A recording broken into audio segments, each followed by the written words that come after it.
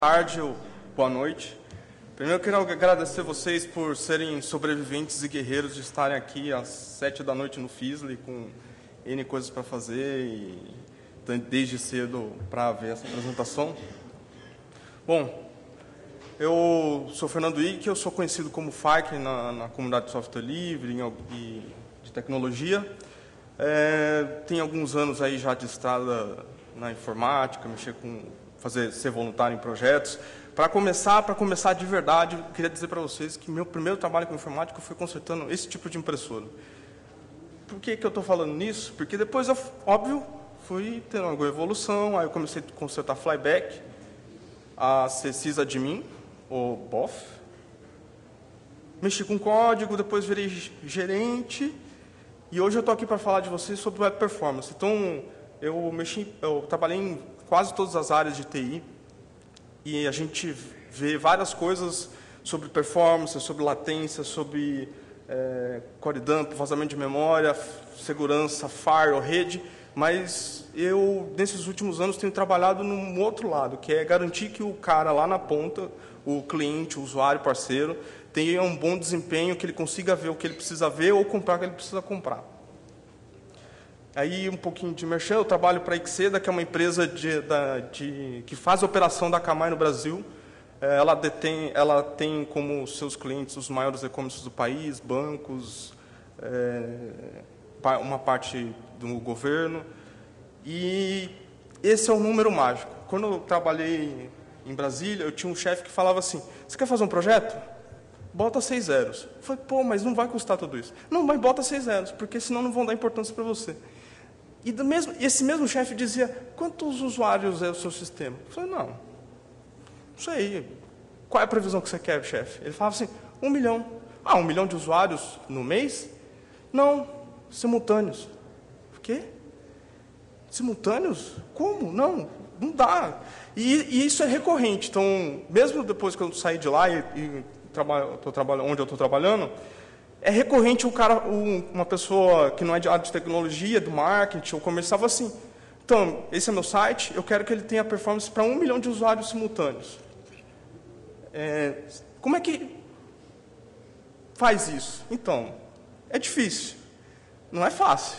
Quem faz isso? Somos gente muito grande. E aí, quando pede, a gente tenta fazer, é explorado demais, aí tem aquelas coisas de pressão.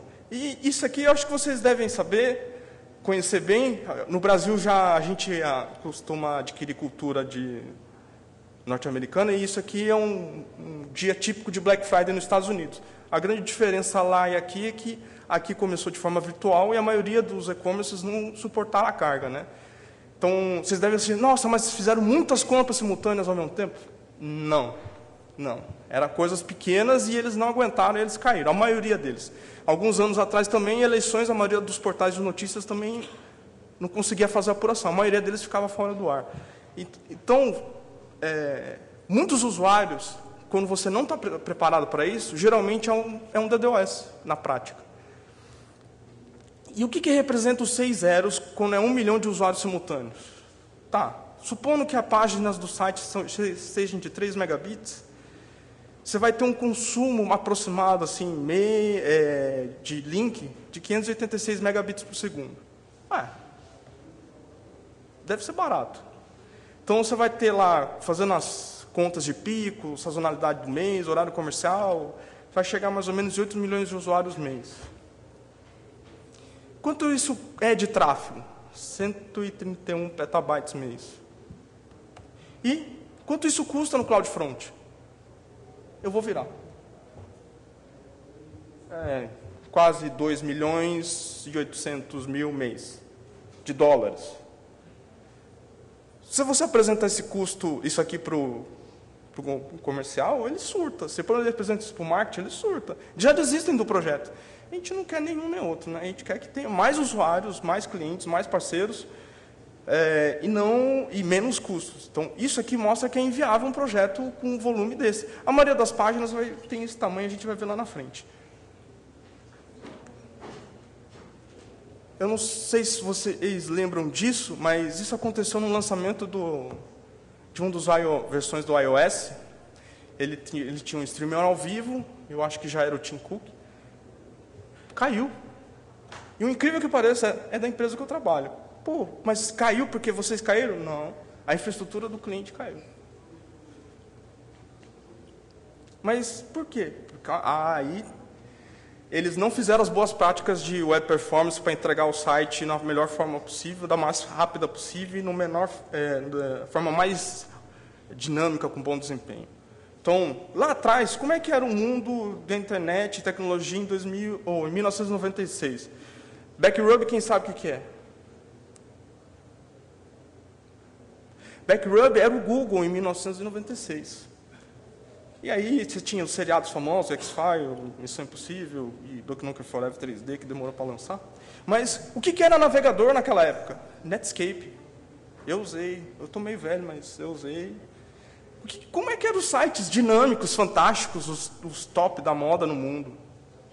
AOL, Yahoo, New York Times, UOL. Muito simplório, né? Comparando com o que a gente tem hoje.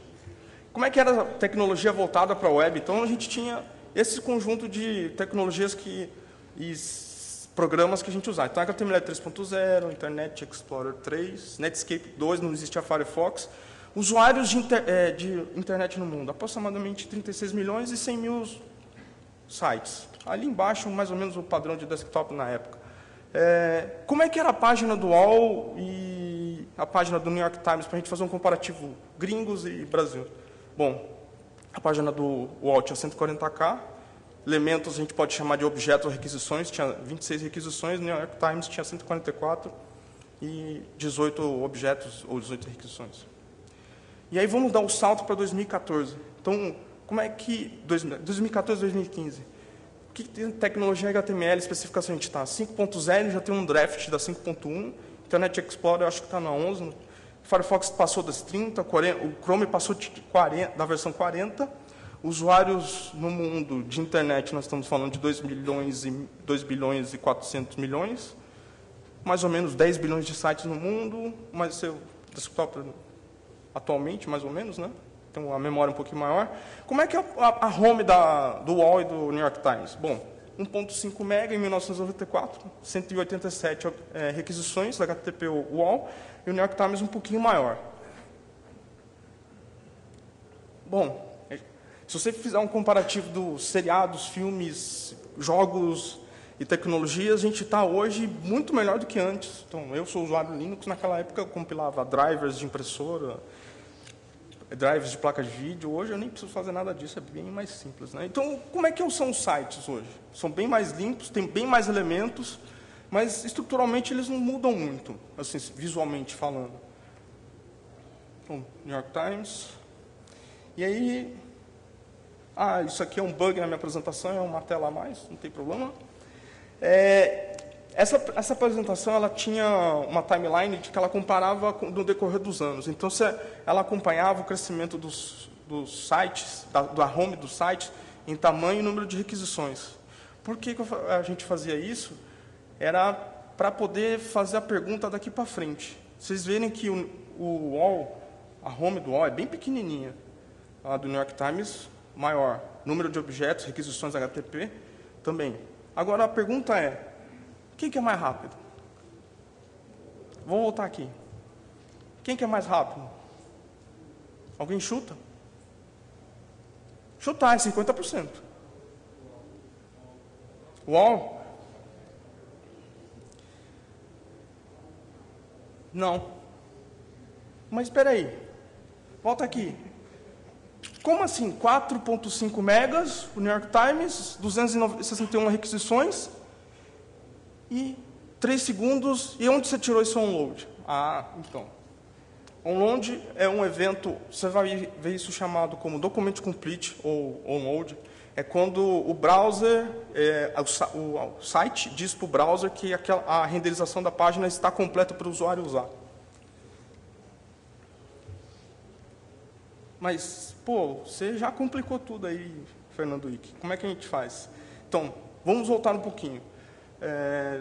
Os sites, quando eles são considerados bons, que têm boa experiência, bom X, além da questão de design, layout, etc., tem uma outra coisa que é performance, desempenho. Então, um site, quando ele passa de 3 segundos, isso na medição americana, ele já é considerado não muito bom. Então, se ele passa de 10 segundos, normalmente você tem uma taxa de abandono grande dos usuários ou parceiros. E esse aqui é o que representa melhor isso. Então, quando passou de 10 segundos, os usuários normalmente desistem. Quando você vai fazer compra, eu, pelo menos, desisto, pulo para o outro e-commerce para tentar comprar. E aí, esse aqui é um outro gráfico do pessoal lá da Hardware. O que ele fala? Que, se vocês compararem, a maioria dos e-commerces funciona abaixo dos 3 segundos. E a média ali dos e-commerces americanos são 5.4. Aqui, qual que é o número bom no Brasil? Bom, com as questões de internet, de banda aqui no Brasil, um site que funciona a 5 segundos, 6, 7, para abrir a home, ou as páginas, e o usuário tem uma boa experiência, isso quer dizer...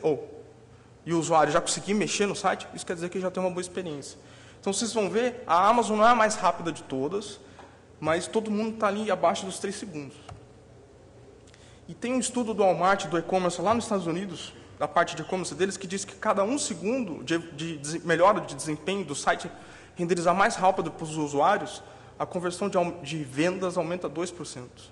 E se melhorar 100 milissegundos, isso aumentou a receita deles em 1 segundo, ou em 1%, perdão. Na Amazon, um estudo similar diz que a cada 1 segundo de piora do desempenho, o site ficar mais lento, representa para eles anual 1,6 bilhões de dólares. E aqui é um estudo baseado no site da Symantec, que vendia a Norton há uns tempos atrás. Como é que é a visão do usuário quando o site não renderiza direito, ele é mais lento? Então, aqui nos pontos azuis, a gente está vendo que são os pontos onde o usuário está focando o olho. Você vê que, em tese, que aqui é onde é para ter os banners, ou de propaganda, ou as chamadas do site, se ele demora muito para acontecer, a pessoa vai olhar para baixo. Então, o ponto que você quer mais chamar atenção, ele demora mais para responder, você está desprestigiando o site ou o seu parceiro que tem um banner lá de propaganda, por exemplo. E aqui, entrando um pouco mais no detalhe, a gente tem várias tecnologias, ou pequenas macetes, que às vezes parece ser simples, ou parece que tem em todo lugar, mas que, na verdade, acaba não fazendo, acaba prejudicando o desempenho. Por exemplo, esse caso aqui é uma resposta de um servidor web, um servidor Apache, e o cara colocou isso aqui, connection close, no header, no cabeçalho HTTP. Isso aqui está mandando, isso aqui é uma especificação do HTTP 1.0, a gente está entrando no 2.0, e está mandando a conexão fechar. Então, para quem é desenvolvedor, pensa no pool de conexão para banco de dados. Você está mandando o pool fechar.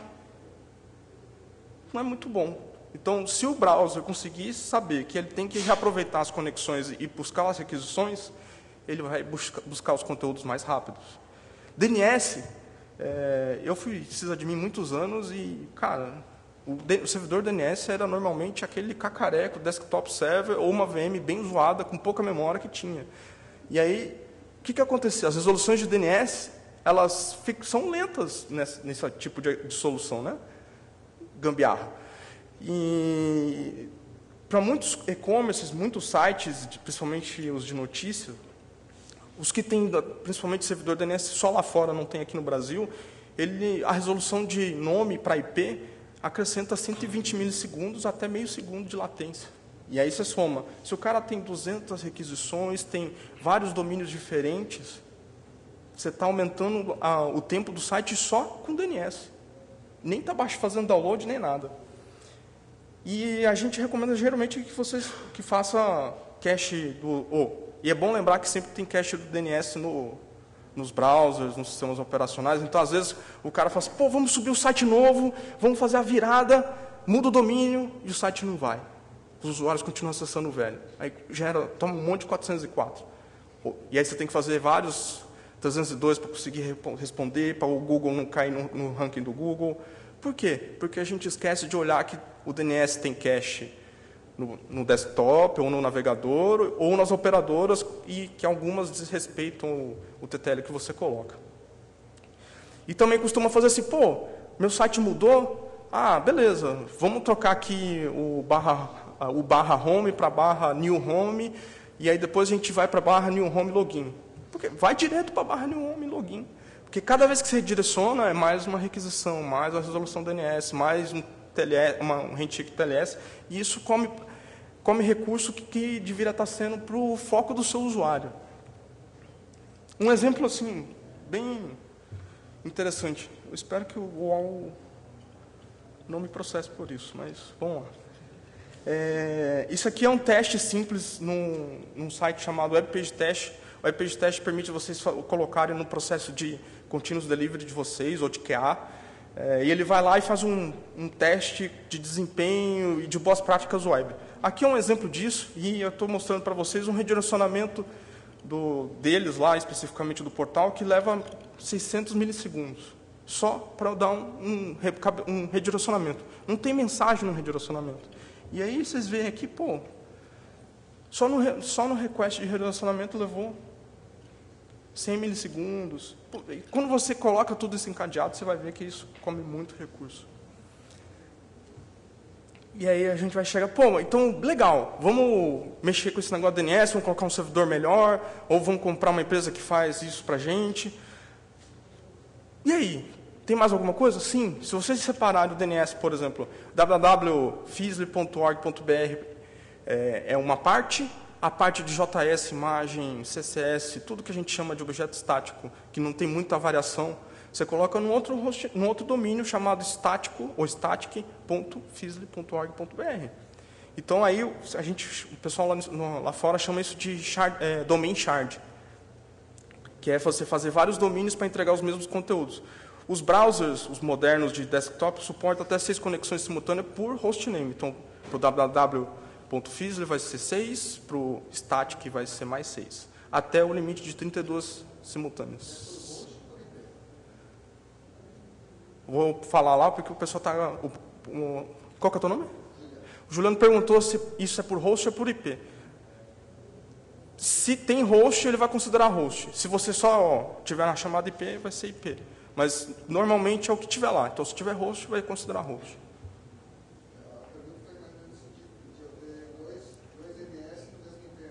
Ele vai resolver os dois.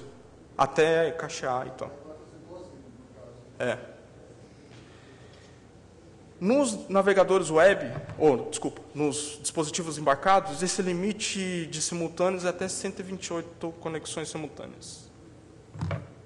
E aí eu tenho uma marcação aqui para dizer que, se seu usuário não ele não tem que passar todo ele em SSL, coloca uma parte de autenticação num domínio separado. Isso era válido até ano passado. Agora vocês precisam desconsiderar isso porque o Google identifica que, como prática de SEO, você usar o tráfego todo seguro.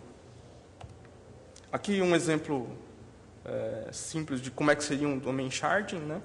Então, você tem lá www, login, estático. Só tem que ter precaução de não colocar muitos, porque o browser tem um limite para poder conseguir fazer isso de forma simultânea, a resolução, e baixar todos eles ao mesmo tempo. HTTPS. É muito difícil de falar dele, porque cada 2, 3 meses sai uma falha. Mas é importante que ele é uma forma de garantir que os seus usuários tenham alguma privacidade dentro do que a gente conhece de privacidade. Sem precisar ter gente meio governos, empresas, etc., buscando o conteúdo deles. E isso aqui também é um pouco desprezado do ponto de vista de performance. Por exemplo, esse aqui chama Harview. Ele é um waterfall bem simples que vocês podem incorporar nos sites de vocês, nos testes de vocês. Isso aqui está fazendo um site que eu sou voluntário em manter. Vocês vão ver que ele tem um desempenho horroroso, porque só são 7 requisições e o handshake de SSL é 700 milissegundos. Se isso aqui fosse um e-commerce, eu já teria sido demitido, provavelmente. Mas como é um projeto voluntário, o pessoal não está preocupado com o desempenho, então isso não é tão preocupante. Óbvio que e-commerces, sites de notícias, entidades financeiras. Isso é muito importante, então ter um bom terminação de SSL, né, onde vai ficar os certificados SSL da tua infraestrutura, é bom ele ter ser robusto e responder rápido. Então, resumindo, lembrando que ele acrescentou de 200 milissegundos por causa do handshake, a 1 segundo a cada conexão, ou, na verdade, a cada hostname, né? Ele aumenta o volume total de tráfego, é óbvio, e aumenta o custo de processamento. Então, fala memória, aumenta a complexidade de arquitetura, total de rede, mas isso aqui é um detalhe importante porque ainda tem gente que faz. Então, pessoal que tem serviço rodando em Django, em Ruby, em PHP, põe lá, no mesmo servidor que tem a aplicação, costuma colocar certificado SSL. Eu sei que a maioria não faz isso, mas tem gente que ainda faz. Então, não faça isso. Não coloque o certificado SSL no mesmo lugar, porque o servidor de aplicação já tem que responder para N coisas e ainda tem que cuidar disso. E aí é um overhead que não precisa. Ressaltando, e ainda tem muito lugar, principalmente por causa do Windows XP, ainda é usado em muitas empresas, infelizmente. O Windows XP tem uma limitação de usar TLS, então tem muita gente ainda que travou a aplicação no SSL V2 e no SSL V3. Por favor, convença os chefes de vocês, gerentes, donos, quem for, a arrancar esse negócio. Tem várias falhas de segurança e é muito fácil espufar e capturar dado. Então, mas qual é a recomendação de usar TLS, então? Atualmente, a versão recomendada é a última, então é 1.2. As cifras do servidor que ele vai servir o serviço de SSL acima de 128 bits. Os browsers costumam reclamar quando tem cifras abaixo disso. Atenção para colocar num ponto estratégico, onde vai ter, ou seja, no hardware, ou no NGIX, ou num ponto que vai só cuidar disso. E aquela recomendação que eu falei de domain shard, você tem que restringir ela um pouco, porque se vocês fizerem domain shard com 4 ou 5 domínios, o browser vai fazer um lock. Ele não vai conseguir processar e vai piorar o desempenho. E a chave do certificado, o que o pessoal chama hoje de SHA-2 ou SHA-256. Um exemplo de como é que é um handshake, vocês verem que... aliás, no link embaixo aqui tem um livro fantástico de um cara do Google que fala só especificamente de performance para TLS. E isso aqui é importante a gente ver que, vamos fazer a nossa aplicação, vamos cuidar da infraestrutura, vamos garantir a segurança, mas vamos lembrar de que isso aqui é importante, de TLS é importante, que a gente precisa pensar como é que vai dar desempenho para ele. Esse aqui é outro cara que também normalmente é comum. O pessoal fala, computação gzip é supimpa, é tranquilo, todo servidor web faz. É verdade, mas nem todo mundo configura direito. Então, eu fiz um estudo baseado no pessoal da Fastly, que é uma CDN concorrente, e eles mostraram que o melhor... quais são os 10 tipos de content type e extensões de arquivos que são recomendados para você fazer a compactação gzip. Então, vai desde o teste HTML, JavaScript normal, JSON, etc., a fontes. Fontes a gente esquece de fazer, porque fontes web a gente acha que já é compactado. Na verdade, não. Então, é legal também lembrar que tem que fazer, colocar lá ou no Apache, no NGIX, ou na CDN. Esse aqui é um exemplo na CDN. Eu não consegui colocar bonitinho para vocês verem aqui fácil. Ou fazer por extensão de arquivo, que também suporta nos servidores web de vocês. E lembrar que não fazer compactação gzip em PDFs, em imagens, vídeos, porque isso eles já naturalmente são compactados. E eu também sei que eu sei que vocês não vão fazer, mas deixo o recado. Não faça compactação gzip no servidor de aplicação. Tem gente que faz. Uma vez um broker de bolsa de valores fazia isso dentro do servidor web dele. Cara, topava o tempo todo, com 15 conexões simultâneas. Quando tirou, deu 1.500 cada instância. Então, não fazer... Eu sei que é trivial, mas tem que falar. Esse cara aqui vocês vão ver em alguns lugares, tipo time to first byte. Ele não é uma métrica padrão, mas ela é uma métrica indicativa de N serviços de monitoramento para saber se o site tem algum problema. Porque o time to first byte é meio óbvio, mas é o primeiro byte que chega da infraestrutura do site de vocês para o browser do usuário. E aí, normalmente, isso identifica que, se ele é maior do que 1 segundo e meio, é porque tem algum problema aí no meio do caminho.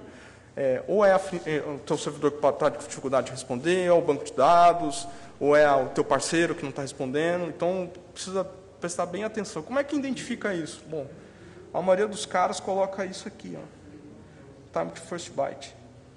Isso aqui é um e-commerce americano. O primeiro byte desse e-commerce leva 1 segundo. A média é sempre abaixo de 100 milissegundos, 50 milissegundos. Bom, isso aqui também é comum, mas cabe lembrar. Diminuir a quantidade de requisições HTTP. Tem vários sites que colocam jQuery com centenas de plugins, e aí quando você vai ver, fala, pô, mas tem mais chamada de JavaScript do que imagem. E não precisa, você pode consolidar isso, normalmente os browsers conseguem entender, dá um pouco mais de trabalho aí no processo de desenvolvimento, mas é super recomendado, porque diminuir o número de requisições significa melhorar o desempenho também. Consolidar, isso vale para CSS, para JavaScript, e no CSS tem uma técnica bacana que é usar sprite. Então, você faz uma imagem grande e coloca vários pontinhos, várias imagens pequenas, e você plota dentro do CSS, dizendo onde ele tem que renderizar numa página. Eu vou mostrar aqui um waterfall mais para frente, mostrar para vocês que é muito comum que os sites têm vários erros de 404, e 404 consome muito desempenho de CPU do servidor de aplicação. Bom, aqui um pouquinho que eu falei da consolidação, vou passar. Vocês acham que está rápido? Ou está bom? Está bom, né? JavaScript tem uma técnica bacana que alguns anos atrás, o pessoal colocava o JavaScript do Google Analytics no topo do HTML. E aí o Google Analytics quando você usa a versão gratuita, ele tem uma limitação de requisições por segundo do seu site. O que acontecia? O Google Analytics ia fazer requisição, tinha que ficar esperando a resposta do Google Analytics, e aí ele não respondia porque você tinha estourado o tempo da API, né, o número de simultâneos, e o site ficava lento. Às vezes rebaixava tudo e não renderizava por causa desse cara. Então, você pode usar o defer para fazer a renderização depois, ou vocês podem simplesmente pegar a versão assíncrona do JavaScript dele e aplicar. Isso também serve para os outros JavaScript. Então, os JavaScripts de parceiro, se vocês pedirem, ele te entregar um código, vê se ele faz chamada assíncrona. Assíncrona é melhor porque ele não vai locar o browser para esperar de processar o JavaScript para baixar o resto das requisições que ele tem. E aí, um exemplo, por exemplo, de um teste que eu fiz, o site do cara tinha 88 arquivos JavaScript para 1.4 mega, que é quase o mesmo tamanho das imagens dele. Ele não faz compactação, ele não faz minimify, não faz nada disso. Precisava de tudo isso? Não. Depois de, normalmente, 3, 4 resolveria o problema dele. E aí, vocês viram que eu falei um pouquinho de latência. Latência é um problema bem sério. Tem muita gente que, meu site está nos Estados Unidos por questão de custo. Massa. Mas meu parceiro está na Europa, ou meu parceiro está na Ásia. Isso aqui é um teste de um site na Ásia. Olha quantos saltos eu fiz, eu não, né? O teste para chegar lá no servidor da Ásia. É muito tempo, ou é muito salto. Mas, e aqui, pertinho? 3 milissegundos. Mas e lá no Japão? Só o ping. 287 milissegundos, quase 300 milissegundos. Então, transporta isso para requisições e o browser baixando as requisições. A latência interfere. E aí, para resolver um pouco dessa latência, tem um cabeçalho mágico no HTTP chamado Cache Control. O que ele faz? Se você diz nele quanto tempo aquela JavaScript, aquele HTML, aquela imagem vai ficar cacheado no browser. E aí o browser não vai fazer a requisição daquela imagem. Pô, para imagem JavaScript isso é legal, fantástico, funciona. Você vai, em vez de você ter 200 requisições, você vai ter 20, 80, 50. Então o site vai renderizar mais rápido para o seu usuário de vocês. E aí dois exemplos marcado com marcações de erro e tags que deveria ter no browser ou na resposta do servidor de vocês. Por exemplo, coisas que o browser ou os servidores de cacheamento pela internet aí, nas operadoras de telecom ou na empresa de vocês, considera para fazer o cache daquela imagem ou daquele JavaScript. E-tag, last modify, cache control e expires. E aqui em vermelho vocês estão vendo que o desenvolvedor lá foi lá e escreveu o connection close no braço. E errou. E aí o connection close não funciona. Aí o servidor web foi lá e falou, mantém o keep alive funcionando aí. No outro caso aqui, em amarelo, que ele colocou o age, que é o tempo do servidor do proxy reverso, que mantém aquele objeto na memória dele. Isso aqui arrebenta os proxies que tem por aí, na internet. E as CDNs também. Então, se vocês puderem, arranca esse cara. Então, lembrando, o cache é muito importante porque significa redução de custo de infraestrutura, de processamento, de CPU, memória, etc. Aqui tem áreas comuns, é aquele negócio que eu falei do static. Se vocês, mas eu coloquei o tempo de cache control de uma semana no meu browser, ou para o browser fazer, como é que eu versiono ele se eu tiver que trocar amanhã? Ou como é que eu faço o browser fazer a atualização? Vai lá e coloca uma carry string, tipo V versão. Já é o suficiente para o browser baixar de novo.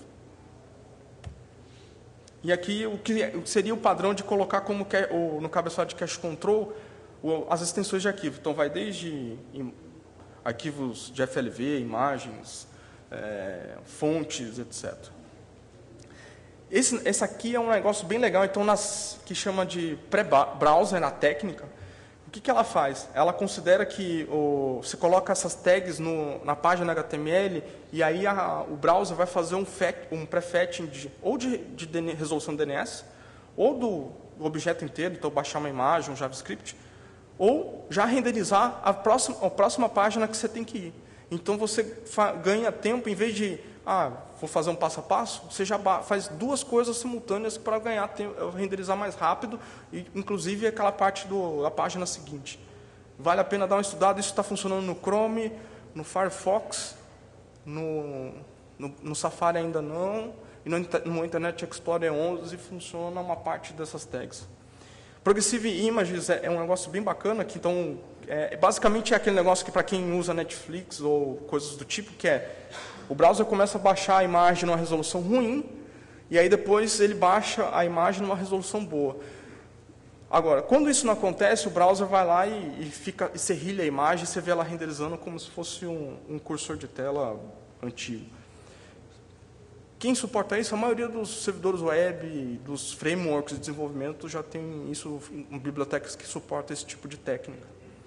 E qual que é a melhor extensão a usar? Bom, se você vai usar animação, usa GIF. Se você vai ter alta resolução, vai ser uma imagem de alta resolução, você pode usar um dos tipos de PNG, ou vai variar a qualidade, com aquele percentual que a gente coloca de qualidade na imagem, você pode usar JPEG.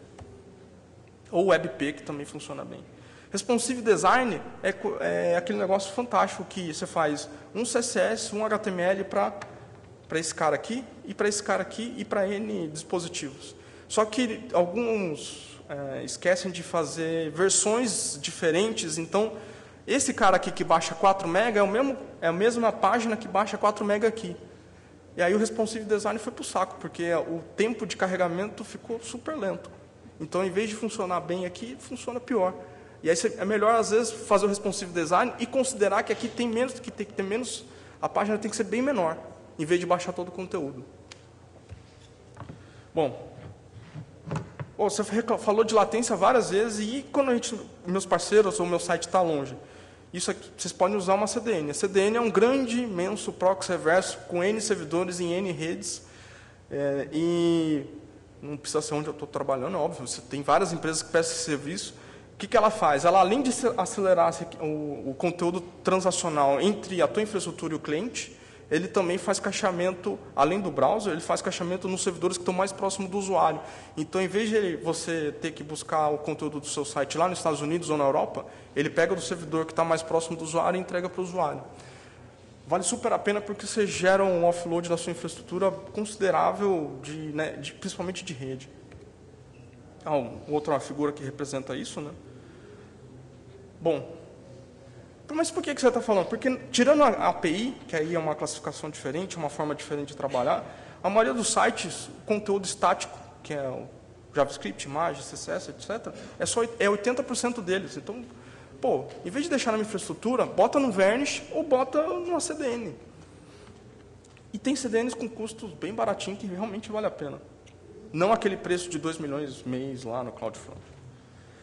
Bom, vamos partindo para o final. Esse cara aqui é o HTTP2, então é a primeira atualização do protocolo HTTP desde 1996, 94. Vai mudar radicalmente como é que a internet funciona. Então, alguns grandes portais já estão usando ele e os principais browsers já suportam. Se vocês não estão testando isso, é melhor considerar como parte do to-do de vocês, de considerar testar. 1999, falha minha.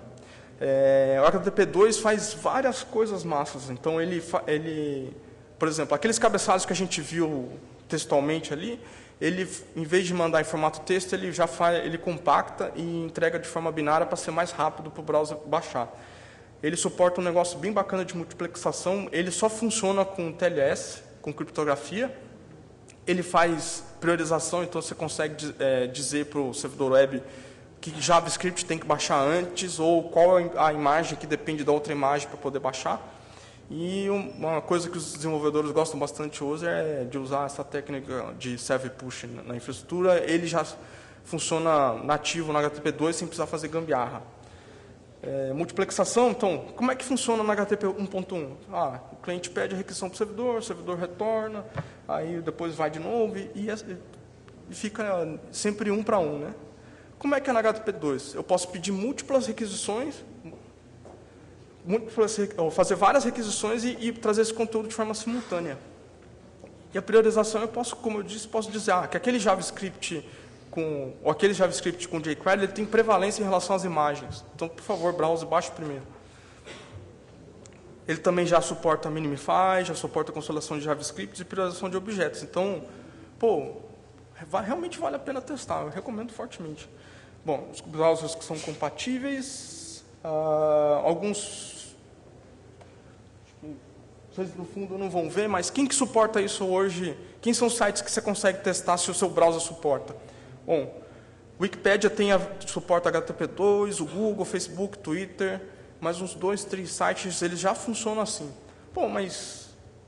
E esse aqui é um teste de vendo como é que o HTTP2 funciona no Chrome, ou no Chromium, e no Firefox tem uma extensão que você consegue olhar isso também. Bom, quem usa, já falei. Massa tudo isso que você está falando, né, Fernando? Mas... E do meu lado? Bom, vocês sabem melhor do que eu o que tem que fazer para melhorar, mas, assim, na minha experiência com infraestrutura de desenvolvimento sempre coloque cache onde puder. Seja usando main cache, seja usando Varnish, seja colocando em disco, seja fazendo uma réplica do site. Tem gente que adota várias técnicas para fazer isso ou diferentes formas. O importante é lembrar que você tem um usuário lá na ponta que ele quer enxergar isso da forma mais rápida possível, ou teu parceiro comercial quer ver e transacionar isso o mais rápido possível. E não tenha pudor de escrever em Python, vai ter que mudar para Ruby ou para Go ou o inverso. Cara, eu aprendi que o que vale é entregar rápido. Não importa a tecnologia. Se precisar reescrever, reescreve, sem crise. Mais um novo idioma, mais uma nova tecnologia, a gente não para nunca. E comunicação assíncrona, né? Então, quando eu comecei a falar de comunicação assíncrona, era uns 3 anos atrás, o conceito de microservices não existia, mas traduzindo usa microservices. Tente construir as aplicações como microserviços. Então, é mais fácil controlar as dependências e eles respondem geralmente bem mais rápido. Ah, pô, mas você falou. Queria mostrar para vocês. Não, esse aqui não. Isso aqui é um teste usando HTTP.1 de um demo que tem do HTTP2 e HTTP 1.1. Você vê que 1.1, olha como é que é o waterfall dele. É uma escadinha. Olha como é que é no HTTP2. Bem melhor. Agora, pô, vamos ver aqui de verdade, né? Então, bom, HTTP.1, a internet colabora, Wi-Fi. Eu já perdi a paciência. Posso trocar?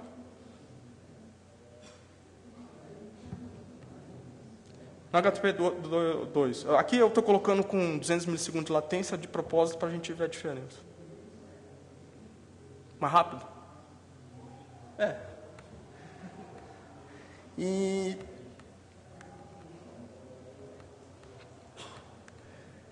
Cara, pô, mas você está bancando sabichão? Eu falei, não. Tem coisas que eu falei aqui, provavelmente para a realidade de vocês não devem resolver. Mas essas referências aqui, que vão estar disponíveis depois no site do FISL ou no meu site, vale muito a pena vocês lerem com carinho, porque é gente legal, gente do Google, gente de várias empresas de tecnologias que trabalham com web performance e tem vários macetes legais sobre isso. Para terminar, de verdade, eu queria mostrar para vocês... Eu espero que eu não seja processado pelos portugueses. Olha que bacana. Isso aqui é um site de notícia famoso. Aqui é uma timeline da renderização do site. 2 segundos, não apareceu nada. 3 segundos, 3 segundos e meio. Eu acho que essa é sobre o Guerreiro do Flamengo, enfim.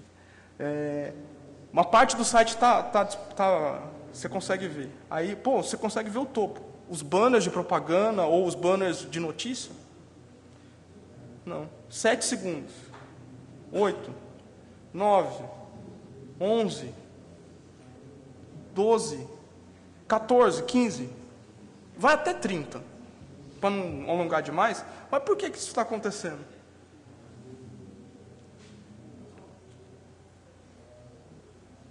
Porque por causa desse cara aqui e esse cara aqui. É parceiro do site deles, que é muito lento e está embutido na parte onde o usuário vê a página. E aí eu ferrei, eu não, né? O desenvolvedor lá ferrou a indexação no Google, no ranqueamento do Google e nas práticas de SEO. E, óbvio que isso aqui como audiência para esse site vale muito, e aí prejudica eles, só eles. Fora que eles não, mas vocês vão... Tem outra... Não, desculpa. Esse aqui é bacana. Esse é o e-commerce americano. 3, 4, 5... Opa! Já deu para ver tudo, né? Em tese eu já consigo ver o site em 6 segundos. Mas por que ele continua? Porque aqui vai até 56 segundos. Porque opa! É um banner de propaganda. Quando ele for aparecer, 20 segundos. Pô, se eu fosse o cara do marketing do meu parceiro aqui, e dos velhinhos aqui, eu tinha ferrado esse site. Business, né? Eu de infraestrutura, nunca me importei com isso até começar a trabalhar com web, mas não parece, mas é importante. E aí, se der tempo, a gente abre para perguntas ou questionamentos, ou simplesmente me xinga aí, tá tudo certo. Dúvidas? Questionamentos? Se vocês quiserem, eu jogo Left 4 Dead. É velho, mas eu me divirto bastante. Se quiserem jogar comigo, eu estou disponível. É por causa do waterfall.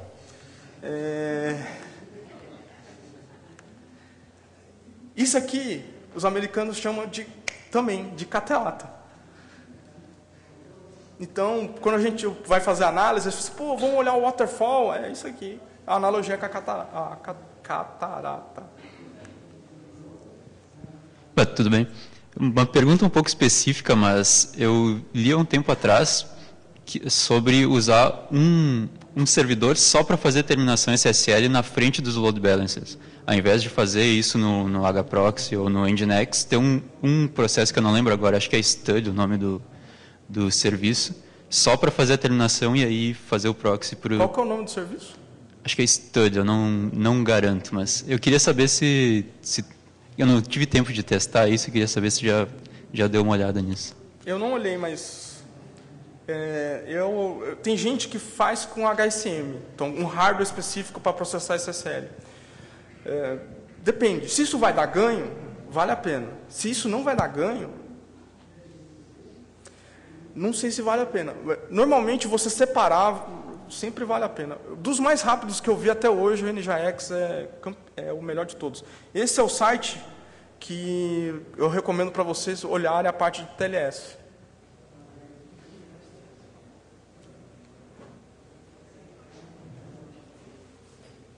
Oi, boa noite. Gostaria de saber, eu sou bem iniciante assim, na área, e se o período de latência ele está relacionado diretamente à velocidade da internet ou não? Ele não influencia, a velocidade da internet não influencia isso? Influencia.